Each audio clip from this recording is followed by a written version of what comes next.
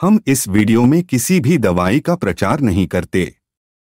किसी भी दवाई को इस्तेमाल करने से पहले एक बार डॉक्टर से जरूर सलाह लें। अगर आप इस वीडियो को देखकर किसी दवा का उपयोग करते हैं और आपको कोई साइड इफेक्ट होता है तो उसमें हमारी कोई जिम्मेदारी नहीं होगी। इसका उपयोग पेट में गट फ्लोरा के असंतुलन के कारण होने वाली गैस्ट्रोइंटेस्टाइनल समस्याओं के उपचार के लिए किया जाता है।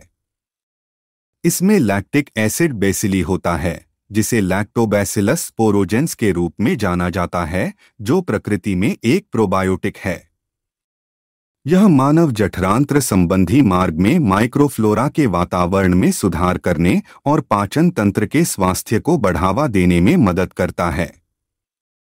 इसका उपयोग एंटीबायोटिक दवाओं के अत्यधिक उपयोग से जुड़े दस्त के उपचार और रोकथाम के लिए किया जाता है। इस टैबलेट का उपयोग खराब पाचन जैसी स्थितियों में सहायता के लिए भी किया जा सकता है।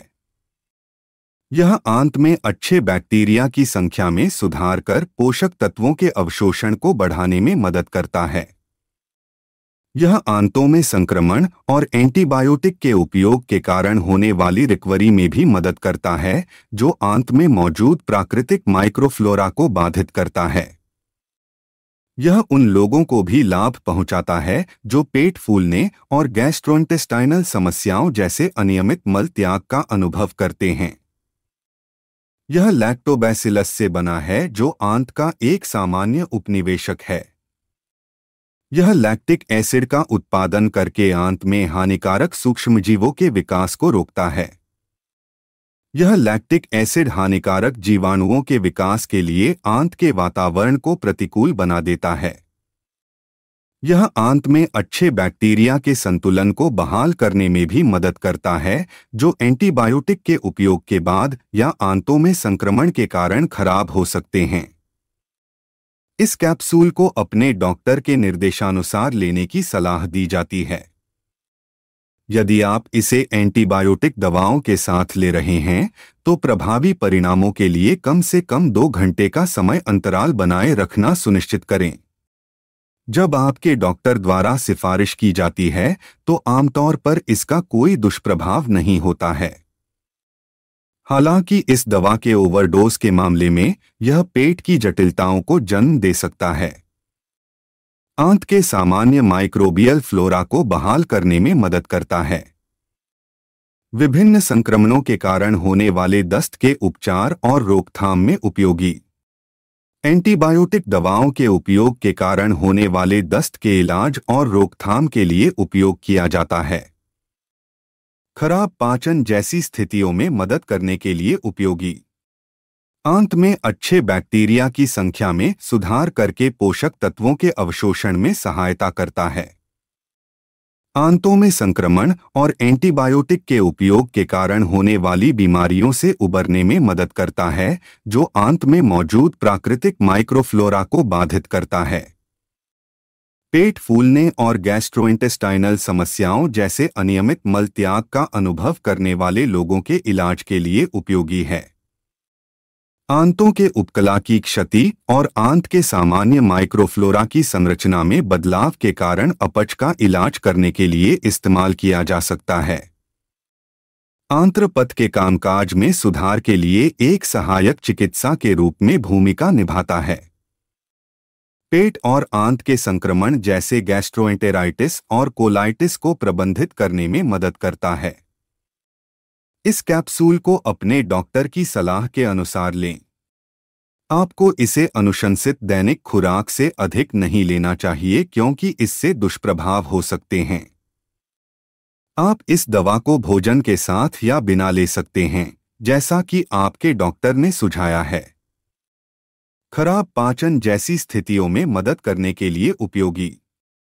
आंत में अच्छे बैक्टीरिया की संख्या में सुधार करके पोषक तत्वों के अवशोषण में सहायता करता है। आंतों में संक्रमण और एंटीबायोटिक के उपयोग के कारण होने वाली बीमारियों से उबरने में मदद करता है, जो आंत में मौजूद प्राकृतिक माइक्रोफ्लोरा को बाधित करता है। पेट फूलने और गैस्ट्रोइंटेस्टाइनल समस्याओं जैसे अनियमित मल त्याग का अनुभव करने वाले लोगों के इलाज के लिए उपयोगी है।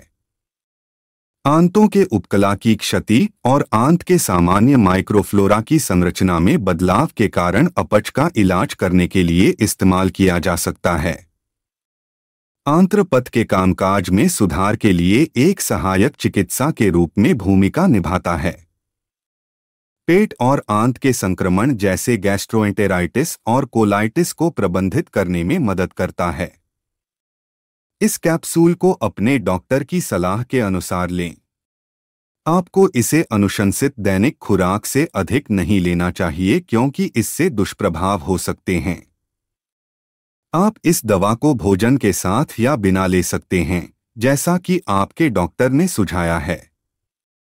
अपने डॉक्टर से बात करें यदि आप किसी भी संभावित दवा पारस्परिक क्रिया को रोकने के लिए कोई दवा, विटामिन या हर्बल सप्लीमेंट ले रहे हैं। लैक्टोबैसिलस स्पोरोजेंस को स्टेरॉयड दवाएं जो प्रतिरक्षा प्रणाली को कमजोर करती हैं के साथ लेने से बचें क्योंकि वे बीमार होने की संभावना को बढ़ा सकते हैं। एंटीबायोटिक दवाओं से कम 2 घंटे पहले या बाद में इस दवा को लें।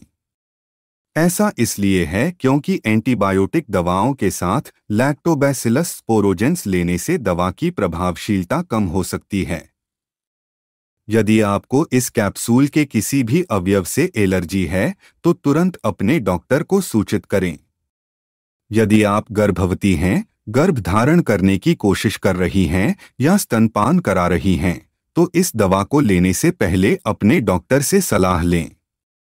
आदर्श रूप से इस दवा की एक खुराक लेने की सलाह दी जाती है, लेकिन यदि आपका डॉक्टर अन्यथा निर्धारित करता है तो उसकी सलाह का पालन करें।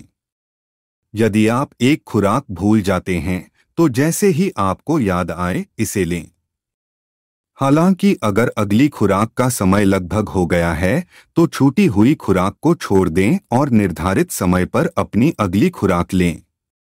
भोजन के बाद इस पूरक को लेना सबसे अच्छा है क्योंकि यह पेट के एसिड के कारण होने वाली किसी भी प्रतिक्रिया से बचने में मदद करता है। जब आपके डॉक्टर द्वारा सिफारिश की जाती है तो आमतौर पर इसका कोई दुष्प्रभाव नहीं होता है।